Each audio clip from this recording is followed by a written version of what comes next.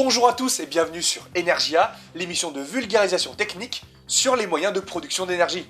Et pour ce nouvel épisode, nous allons nous intéresser aux centrales nucléaires à eau pressurisée, ou PWR, pour Pressurized Water Reactor.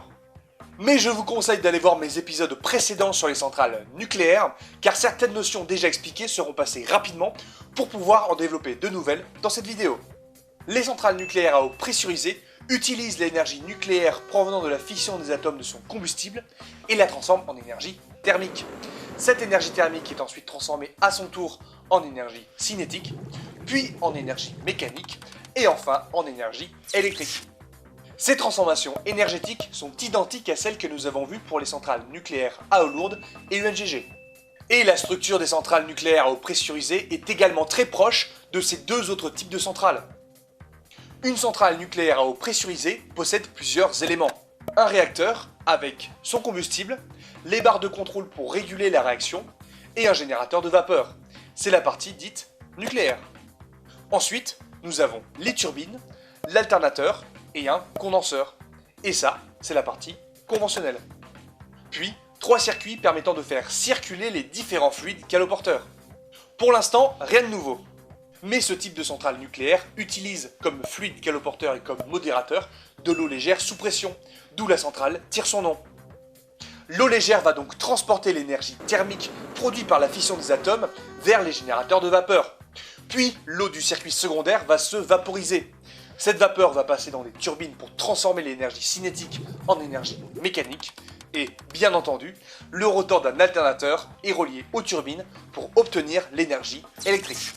Mais contrairement à l'eau lourde et au graphite, l'eau légère absorbe beaucoup plus de neutrons.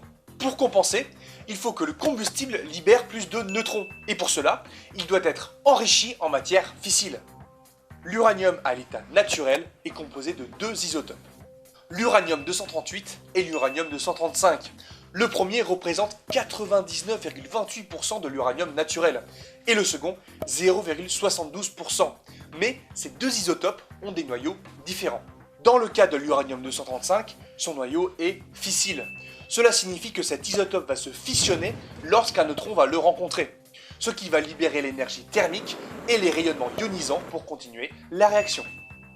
Mais pour l'uranium 238, son noyau est fertile, c'est-à-dire qu'il va se transformer en un noyau plus lourd, l'uranium 239, et donc ne va pas libérer d'énergie thermique et de neutrons. Dans le cas des centrales à eau lourde et UNGG, ce faible pourcentage d'uranium 235 est suffisant, car le modérateur est peu neutrophage. Mais pour les centrales à eau légère, le pourcentage d'uranium 235 doit être augmenté de 3 à 5% pour compenser les neutrons absorbés par l'eau légère justement. Mais je ne vous ai pas tout dit sur l'uranium 238, car celui-ci se transforme bien en uranium 239 dès qu'il reçoit un neutron. Mais au bout de 23 minutes, une désintégration de type β-, donc un électron, se produit et le transforme en neptunium 239. Puis après 2 jours et demi, une autre désintégration β- apparaît et transforme le neptunium 239 en plutonium 239, qui est un noyau fissile, comme l'uranium 235. Mais l'impact du plutonium 239 sur la réaction est très minime dans le cas des réacteurs à neutrons lents, autrement dit, tous les réacteurs que je vous ai présentés jusqu'à présent. Car si l'on prend la composition du combustible nucléaire neuf, c'est-à-dire avant son introduction dans le réacteur, on retrouve la composition expliquée précédemment, avec les 2 isotopes d'uranium. Mais maintenant, voici la composition du combustible après 3 ans dans le cœur du réacteur, qui est la durée d'usage d'un combustible nucléaire avant qu'il soit remplacé. On remarque que seulement une toute petite partie de l'uranium 238 s'est transformée en plutonium 239. Son apport à la fission est donc très faible. On note également que la part d'uranium 235 a baissé et n'est plus capable de maintenir la réaction. Ce reliquat sera d'ailleurs recyclé pour être utilisé dans un autre combustible. Mais surtout, on voit l'apparition de produits de fission, qui sont des éléments résultant de la fission de l'uranium 235 et du plutonium 239. Et ces produits de fission sont très radioactifs et sont responsables de la radioactivité du combustible usé. Ils sont traités, entreposés et stockés comme déchets radioactifs. C'est ce qu'on appelle les déchets ultimes. A noter que ces produits de fission sont composés d'éléments tels que le xénon 135, le samarium 149 ou le gadolinium 137, qui sont des poisons à neutrons. Cela signifie qu'ils absorbent un neutron, mais sans pour autant se transformer ou émettre de nouveaux neutrons. Le réacteur peut donc être empoisonné par ces éléments, qui ont un fort impact sur la réaction.